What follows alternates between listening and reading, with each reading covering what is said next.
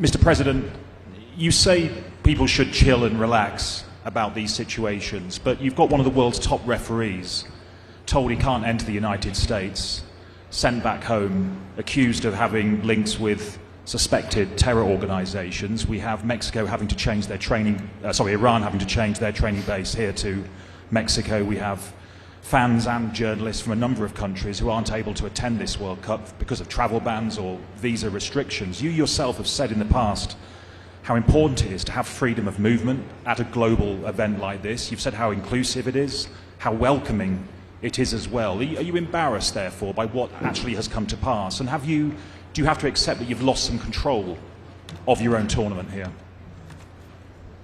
Thanks for, you're from BBC. BBC. You know, in 2035,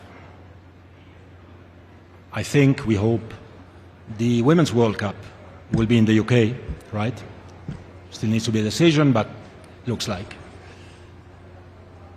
Would you find it normal that FIFA would dictate to the British government who to let in the country and who not to let in the country? I don't know. Maybe. Maybe you find it normal. I would like, personally. On the other side, the reality of the matter is that in every country there are governments. Try to get into the UK, into Germany, into Switzerland without a visa. Try to get a visa if you are from a certain country. It's not easy, that's what I want to say.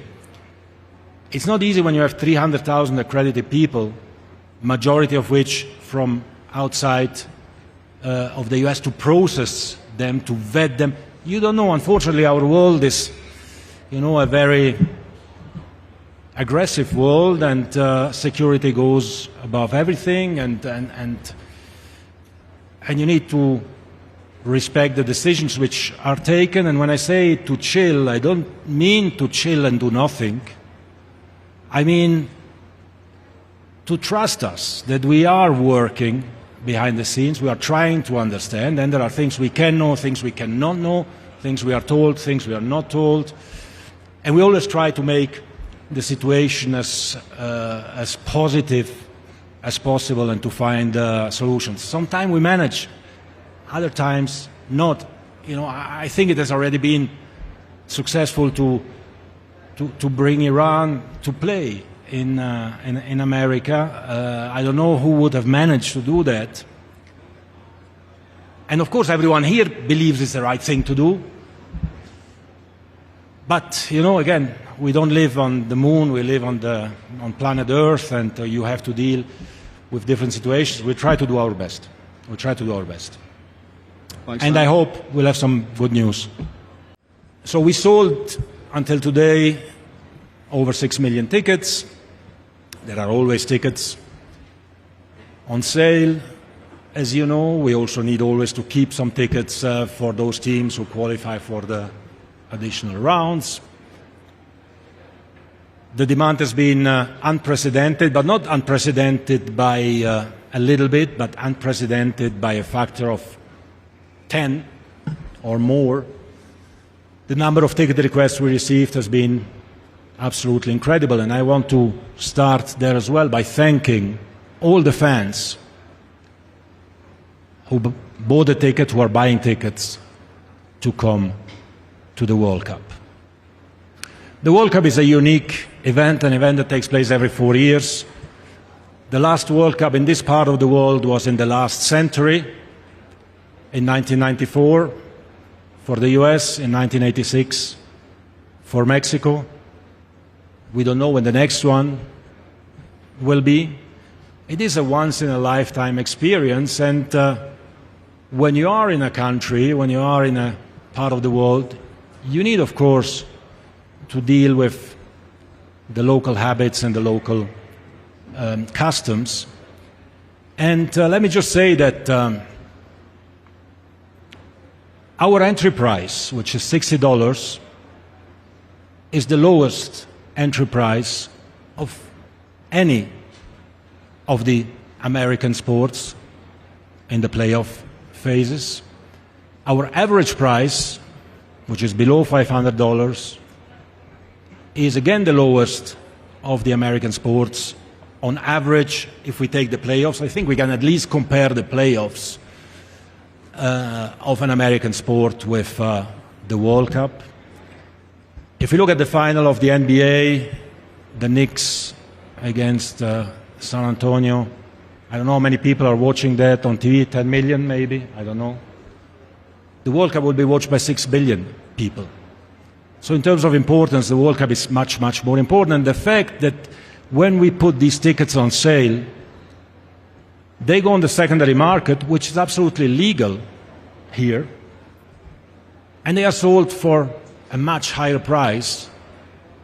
This certainly shows that the prices were accurate in terms of the way they have been determined. You can also imagine that these decisions are not just taken like this, somebody wakes up and decides on a price. There is a lot of analysis, a lot of work, a lot of experts who are involved in deciding what should happen.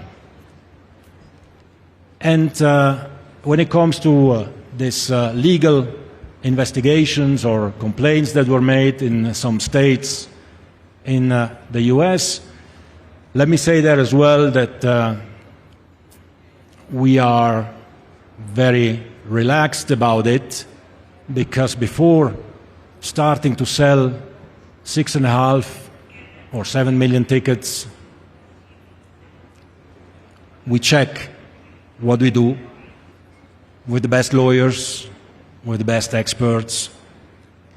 If we do something wrong, then probably everyone selling tickets in North America is doing something wrong as well. But because this makes headlines, it's good as well to put it a little bit in a context. And let's say California, who was the first one. I was in Los Angeles yesterday as well, by the way. Fantastic fan fest there at the Coliseum. Sold out for tomorrow. 40,000 people will watch the opening of Mexico, South Africa in Los Angeles Coliseum. Beautiful. So in California, we sold around 800,000 tickets for the games in Los Angeles and San Francisco. Now, out of these 800,000 tickets, we had 3. Not 3,000, not 300, 3 customers who complained. I think a 4th one came since, so it's 4. And all these cases were solved before, of course, these investigations started. So we welcome every investigation. We are happy to present everything, and we are happy to make our case. But what is most important in all of that is that every dollar that we generate goes back into football. If we were, like everyone else in football does by now, selling our TV rights on pay TV, like everyone else, and nobody is shocked about that, then billions of people in the world will not have access to the World Cup. We would generate 4 times more revenues, and we could give the tickets probably for the matches for free. They would still end at the black market and in the secondary market and be sold at thousands of dollars. So we have to strike a balance. And for me as FIFA president, it is important that we invest in all the countries where nobody wants to invest. Who is investing in South Sudan? Who is investing in Sierra Leone? Who is investing in Bhutan or in East Timor or in Vanuatu? Nobody. We do it, and we do it thanks to the revenues that we generate. And when it comes to ticketing in particular, and ticketing in this World Cup in particular, it is also connected with events like concerts, halftime show, pre-match, during the halftime, at the final, which again are connected with the FIFA Global Citizen Education Fund. where we want to raise money to invest in education, again, all over the world, in Africa, in Asia, in Oceania, Central, South America, everywhere where there is a need is where the money goes. So I thank very much all those who are contributing to make this